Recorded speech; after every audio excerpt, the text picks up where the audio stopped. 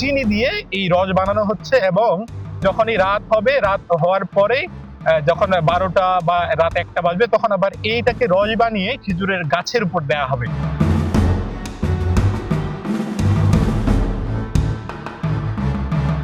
তারা অনেকেই ঠাকুরগাঁও সদর উপজেলার নারগুন ইউনিয়নের এই সুগার মিলস এলাকার খেজুর বাগানে আসেন। রাত ভোর সবসময় উদার করে এই খেজুর বাগানে আসেন এবং অনেকেই এই খেজুর বাগান থেকে খেজুরের গুড় নিয়ে যান।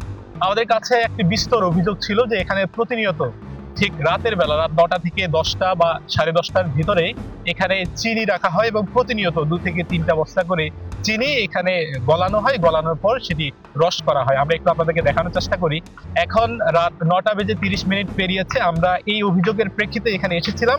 এখানে এটি ঢাকনা দেওয়া ছিল এবং ঢাকনার মধ্য দিয়ে এটি পুরো চিনি দিয়ে এটি মেশানো হচ্ছে এবং আপনাদেরকে একটু দেখানোর চেষ্টা করি। এই যে চিনি, খুব কাছ থেকে যদি দেখানোর চেষ্টা করি যে এইখানে চিনি দিয়ে এই রস বানানো হচ্ছে এবং যখনই রাত হবে, রাত হওয়ার পরে যখন 12টা বা রাত 1টা বাজবে, তখন আবার এইটাকে রস বানিয়ে খেজুরের গাছের উপর দেওয়া হবে। 32 ইঞ্চি জেভিকো টিভি এখন মাত্র 15,000 টাকায়, সাথে পাচ্ছেন 3 বছরের প্যানেল ওয়ারেন্টি।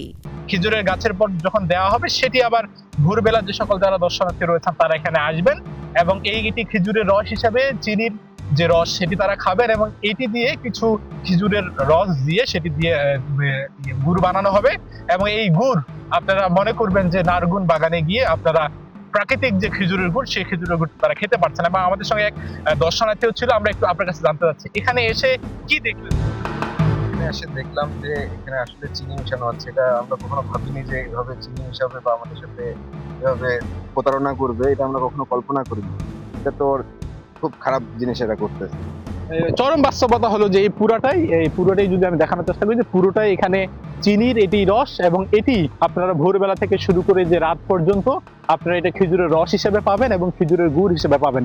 অনেকজনেই বলছেন যারা এখন এসেছেন, যদিও বাইরে তারা ব্যারিকেড দিয়েছে, ব্যারিকেড ভেঙে তারা এসেছেন, তারা বলছে এটি একটি প্রতারণা এবং এই প্রতারণা যাতে করে যারা এটি লিজ নিয়েছেন এবং যারা এই সকল প্রতারণার সঙ্গে জড়িত রয়েছেন তাদেরকে অবিলম্বে আইনের আওতায় এনে দৃষ্টান্তমূলক শাস্তির ব্যবস্থা করা হোক।